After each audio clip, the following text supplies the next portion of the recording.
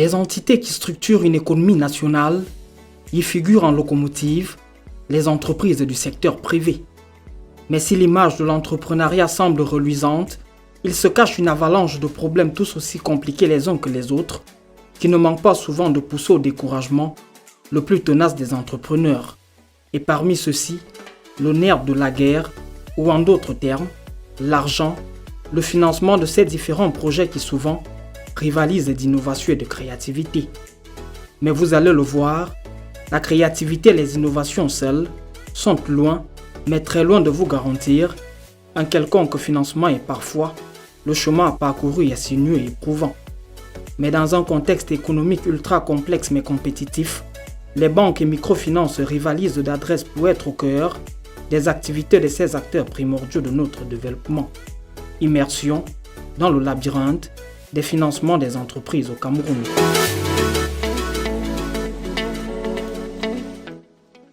Notre enquête débute au quartier Bastos à Yaoundé, non loin du centre administratif, dans cette structure spécialisée dans le ramassage et le traitement des ordures ménagères. Son promoteur et sa présidente du conseil d'administration nous y reçoivent tout sourire, reflet certain de la santé financière de leur entreprise. Mais si tout semble aller sur des roulettes, les débuts étaient pour ainsi dire laborieux.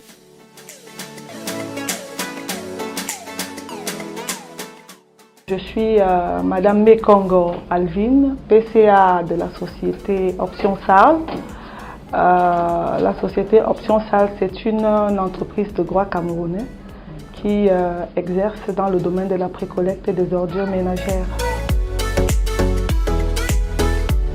Officiellement, nous avons lancé depuis le 2 juin dernier et en réalité, nous travaillons sur ce projet depuis 2 ans. Nous employons à ce jour une cinquantaine de jeunes et nous comptons au cours de l'année qui va suivre, employer environ 250 jeunes dans notre entreprise. Les débuts n'ont pas du tout été faciles. Entre la conception, l'élaboration du projet, le business plan et la recherche des financements, il s'est écoulé à peu près 2 ans. C'est vrai que le film de la recherche de financement pour ce projet particulier ne commence pas ici au Cameroun. Il a commencé avec la recherche des partenariats pour l'approvisionnement en sacs poubelles, qui est une matière essentielle de notre projet. Voilà, donc j'ai pu négocier, étant résident en Turquie, la Turquie qui est la Chine de l'Europe, comme on le dit. J'ai pu négocier avec des partenaires là-bas pour assurer l'approvisionnement en sacs poubelles. Et donc ayant passé cette étape, qui est aussi une étape pas du tout facile, parce qu'il faut réussir à convaincre les partenaires et trouver aussi les usines qui pourront assurer l'approvisionnement constant pour qu'il n'y ait pas rupture à un certain moment et qu'il faille renégocier certains contrats. Donc après avoir passé cette étape, nous arrivons au Cameroun. Nous sommes au Cameroun, il faut lancer le projet. Effectivement, il y a toujours des difficultés. On planifie X et puis lorsqu'il faut arriver sur le terrain, on est à X fois 2, X fois 3.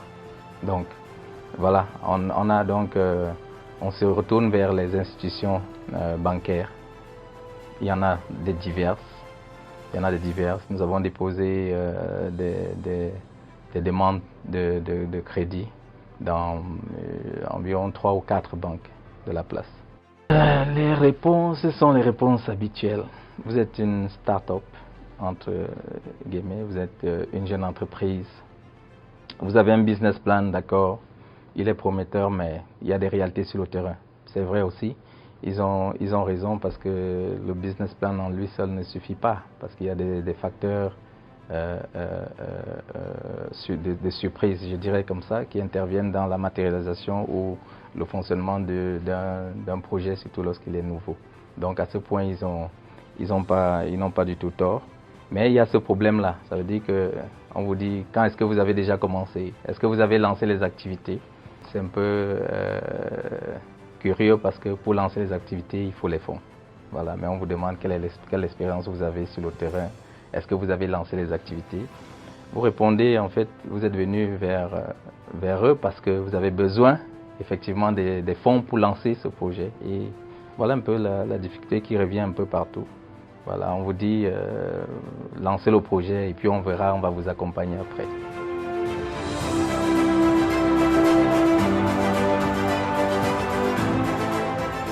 À l'instar de l'entreprise Option Salle, nombreuses sont ces structures nouvellement créées ou non, qui n'ont pas toujours bénéficié des moyens pouvant aider à faire évoluer leurs entreprises, au point parfois de frôler l'abandon et le désespoir.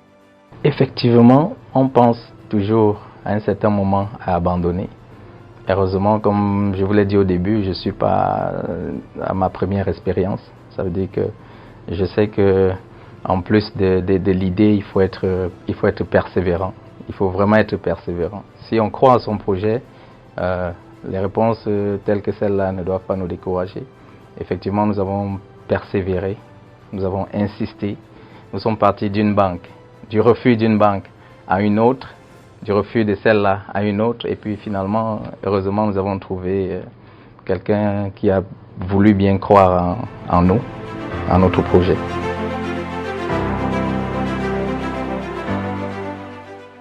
Il est alors dans ces cas, souvent pointé du doigt à tort ou à raison, les différentes banques et microfinances à qui on reproche de ne pas faire assez d'efforts pour soutenir le labeur des entrepreneurs camerounais. Je le dis vraiment de manière très honnête, en disant que nous avons un problème d'accès des entreprises, des petites et moyennes entreprises de notre pays, d'accès au financement. Le taux de bancarisation est très faible. Et aujourd'hui, quand vous regardez, que ce soit les pays d'Amérique du Nord, que ce soit les pays d'Europe, vous verrez que le niveau de financement des banques à l'économie a un certain niveau qui permet à l'économie de pouvoir lever les fonds pour financer, que ce soit des micro-projets, que ce soit des grands projets. Alors, nous avons décidé de forcer les portes de ces établissements financiers. Mais nos correspondances, mails et appels n'ont eu de réponse, comme une résilience aux accusations des entrepreneurs à leur égard. Des près de 6 établissements sollicités, finalement seule Vision Finance SA acceptera de répondre à nos différentes questions à ce sujet.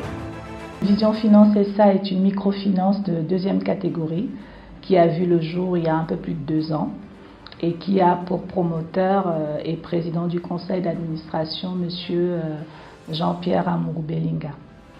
Vision Finance a une offre bancaire classique, c'est-à-dire que nous proposons nos services à des particuliers, dont j'entends par particuliers les salariés du public, du parapublic, des entreprises privées, tout individu lambda qui souhaite ouvrir un compte. Mais nous avons également une offre de services large pour les entreprises, les associations, les GIC, les établissements scolaires. Et donc nous proposons de l'ouverture du compte courant au compte épargne. Nous faisons des crédits aux particuliers, aux entreprises. Nous finançons des travaux, nous finançons des acquisitions, nous faisons des bons de caisse. Enfin, nous avons une large gamme de produits financiers que nous proposons à nos clients.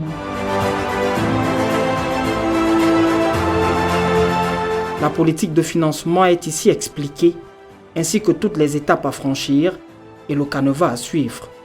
Le financement des entreprises, aussi bien les PME, les TPE que les start-up, n'est pas toujours aisé.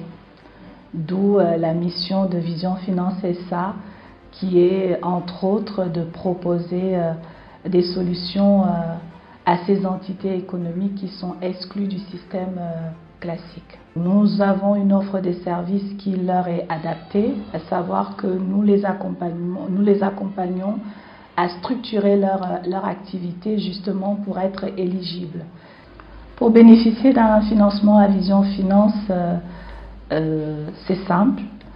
Déjà, il faudrait se rapprocher d'une de nos agences, prendre un rendez-vous avec un gestionnaire Et en général, on procède à une ouverture de compte. Après un entretien au préalable, bien sûr, pour cerner l'activité, une ouverture de compte, savoir que dès l'instant où on a un compte ouvert chez nous, on est client, on peut bénéficier des différents services que nous proposons à nos clients. Donc ça va aller pour les PME, les entreprises, d'être identifiés, le secteur d'activité, l'entrepreneur, les besoins, identifier les besoins et voir dans quelle mesure on peut les accompagner.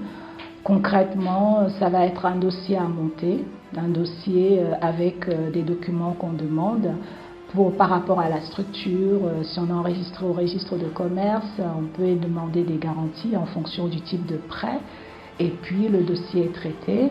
Et en général, ça peut aller très rapidement et puis le client rentre en possession de ses fonds. Nous avons, c'est une première étape, mais le but ça ne s'arrête pas seulement à ça parce que, bien entendu, derrière, on accompagne le client et puis un même client peut souscrire à différents concours chez nous. Cependant, il semble souvent contradictoire, et c'est d'ailleurs une plainte des jeunes entrepreneurs qui revient sans cesse, de demander pour garantie un titre foncier, par exemple, à des entreprises nouvellement mises sur pied. Il se trouve que l'accès aux banques ici chez nous est très réservé à un certain nombre d'entreprises où souvent on leur demande des collatéraux qui sont souvent très élevés ou alors qui ne peuvent pas satisfaire. Il faut comprendre que les banques, les établissements de microfinance, généralement on parlera même de banques commerciales. La plupart ne vont pas financer le démarrage, mais vont financer l'exploitation. Ce qui veut dire que quand vous vous présentez chez un banquier, il fait son analyse de risque classique. Est-ce que vous avez des garanties? Est-ce que votre activité tourne assez bien et tout? Ce n'est pas son rôle de prendre des risques avec vous. Absolument pas. Par conséquent, quand vous avez la maturité nécessaire, vous vous présentez auprès de la banque et vous accordez les financements que vous demandez. Nous, on en a eu en moins d'une semaine. Les financements étaient déjà mobilisés. Mais quand vous ne respectez pas un certain nombre de canevas, non, c'est tout à fait normal que la banque ne vous finance pas. Ne venez pas avec votre business plan, vous le présentez au banquier, vous espérez que vous allez avoir le financement. Ce n'est pas le rôle du banquier de le faire. Et ça, il faut être capable de comprendre. En fonction du type de crédit, si c'est inhérent à l'activité, il faut qu'on voit la genèse de l'activité. Est-ce que c'est une activité qui est référencée, donc les documents par rapport au registre de commerce. Si on est sur des travaux sur un site, il faut qu'on s'assure que la personne, est-ce qu'elle a un titre foncier qui peut être une garantie. Enfin, on a ce genre de... C'est tout à fait transparent. À certaines de ces réponses, il se dégage malheureusement une autre réalité. La non-préparation des entrepreneurs qui parfois mettent peu d'accent à la constitution solide de leurs entreprises, mais aussi au suivi de leurs différents dossiers. Les difficultés en général, je dirais que c'est au niveau des formalités, parce que souvent on se plaint de ne pas obtenir gain de cause, de ne pas avoir un avis favorable. Mais la difficulté que nous rencontrons, notamment nos gestionnaires, c'est que souvent le client il demande et il part chez lui. Alors le client doit savoir qu'il est le premier acteur et parfois les dossiers peuvent traîner ou même les dossiers peuvent rencontrer un refus alors qu'ils sont recevables simplement parce que le client n'a pas fourni les éléments qu'il faut en temps et en heure, et aussi peut-être parce qu'il ne comprend pas pourquoi. Donc la difficulté, c'est vraiment d'amener les clients à comprendre qu'ils sont les premiers acteurs. Nous travaillons en synergie et que même s'il y a un élément qui semble bloquant dans un premier temps, il y a toujours un moyen de trouver une solution pour dénouer le nœud et aboutir à la solution qui est acceptable pour tout le monde. Et si l'argent est souvent considéré comme l'élément manquant, comment justifier qu'avec parfois ces finances, ces structures ne fassent pas aussi long feu que l'on le croirait? Depuis fin 2020, à Aniban, nous avons mis sur pied un programme d'accompagnement stratégique spécialement orienté vers les TPE. Il est quasiment gratuit. Quasiment gratuit. Ça veut dire que quand vous arrivez, on vous accompagne pendant minimum 6 mois. Pour en fait structurer votre entreprise et la préparer pour qu'elle puisse devenir suffisamment attractive pour une levée de fonds. Ça voudrait dire que vous aidez déjà à concevoir un document de stratégie pour l'entreprise, vous aidez à mettre sur pied les procédures, vous aidez à mettre sur pied les outils de pilotage, les tableaux de bord, etc. Ce genre de choses, entre guillemets, basiques. Mais vous serez surpris de constater que sur 10 entrepreneurs qui toquent à notre porte, malgré que ce soit gratuit, vous en avez 9 qui vont refuser ce programme. Et qui vont vous dire, ce qui nous importe, c'est de lever les fonds. L'argent, on veut l'argent, on veut l'argent, on veut l'argent. 2018-2019, nous avions des procédures un peu moins performantes que celles que nous avions aujourd'hui. C'est la raison pour laquelle je peux le dire.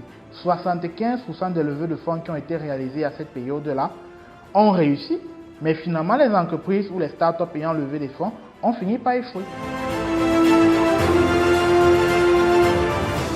Cependant, dirait-on, qu'au fond les pouvoirs publics, pour soutenir les 95% du tissu économique du pays, que font les pouvoirs publics, notamment la Banque des petites et moyennes entreprises.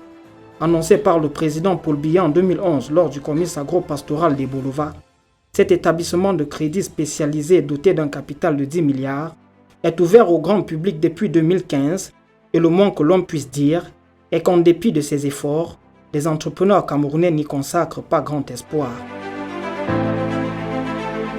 Je crois qu'il y a deux manières de percevoir l'économie. Vous avez une perception de type communiste ou on dira socialiste pour faire un peu plus joli, qui estimera que c'est à l'État de faire tout et parfois même n'importe quoi. Donc c'est à l'État entre autres d'accorder des financements aux jeunes. C'est une façon de voir.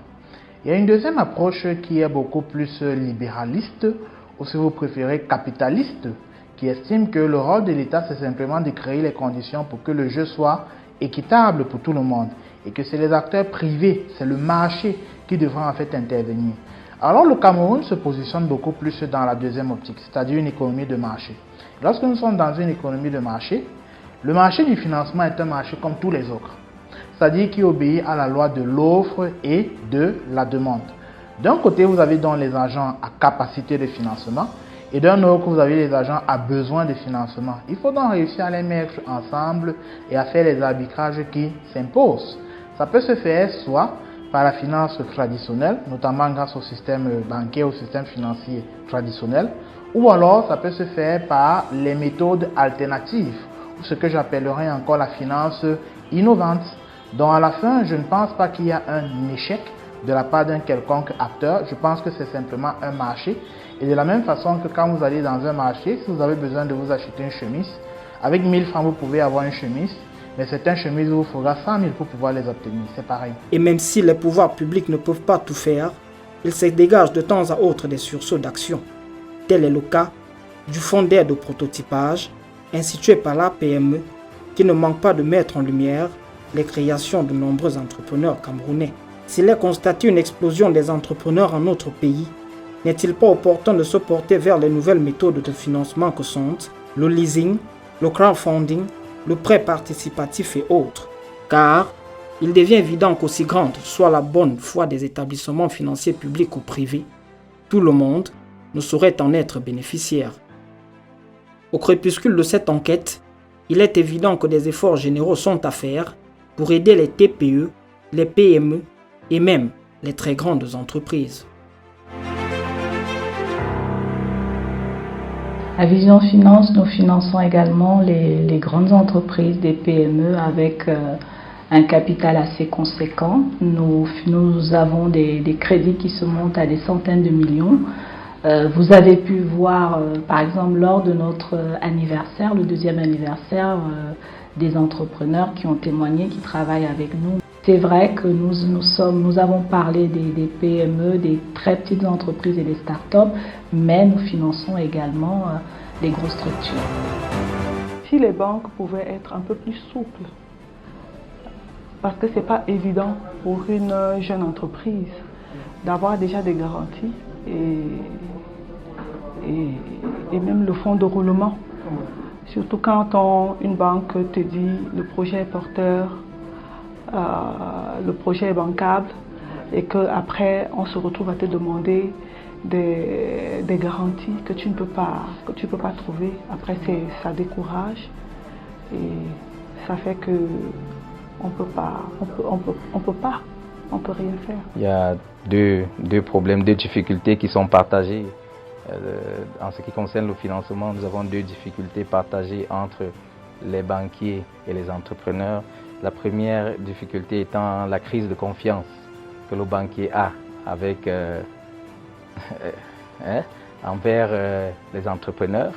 C'est tout à fait normal.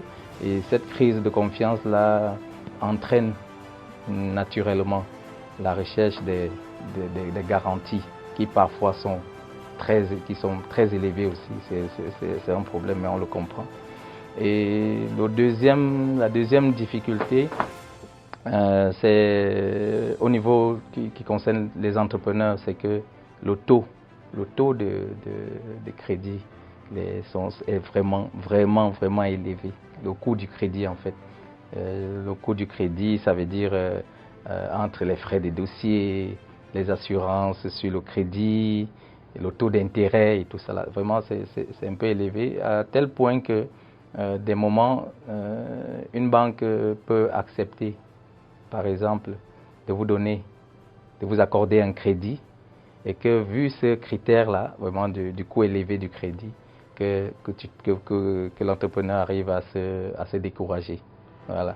Il y a plusieurs qui ont dû se décourager parce que soit on a demandé une garantie qui était très élevée, qui est généralement très élevée, soit alors le coût même du crédit en lui-même était très élevé, de telle sorte que si vous acceptez de prendre le crédit à ce taux-là, vous risquez à la longue de vous asphyxier. Donc, ce que je pourrais demander à ces institutions, c'est d'être un peu plus souple. C'est un secteur très dynamique et je pense que dans quelques années, les choses vont encore être meilleures encore. C'est-à-dire qu'on pourra évoluer peut-être dans les temps de traitement, on pourra ouvrir nos services à plus de personnes. Aujourd'hui, nous déjà, à Vision Finance, nous avons Vision Collecte qui est déjà un service qui est ouvert à tout le service informel, les Bayam Salam, où nous les accompagnons à épargner. Donc nous avons des collectrices qui passent dans les marchés, qui frappent à toutes les portes, tout type de métier. Et c'est déjà un premier pas et je pense que dans quelques années,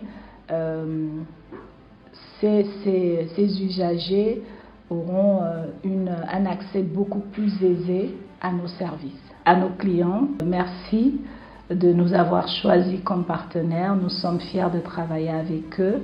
Et pour ceux qui ne travaillent pas encore avec Vision Finance, c'est de leur dire que nos portes sont ouvertes, nos agences les attendent. Et simplement dire que Vision Finance, c'est l'avenir de la finance. Simplement, je dirais que ce soit aux start-upers ou aux promoteurs de PME, c'est important d'avoir un cerveau orienté solution. C'est-à-dire que plutôt que de se dire ça ne marche pas et de chercher les raisons pour lesquelles ça ne marche pas, ce sera intéressant de se demander qu'est-ce qu'il faudrait faire pour que ça marche. Je le redis, le financement au Cameroun et même en Afrique n'est absolument pas un problème. C'est la maturité des projets qui pose problème. C'est de cette synergie que s'élèvera toujours plus l'économie souhaitée pour une probable émergence de notre pays.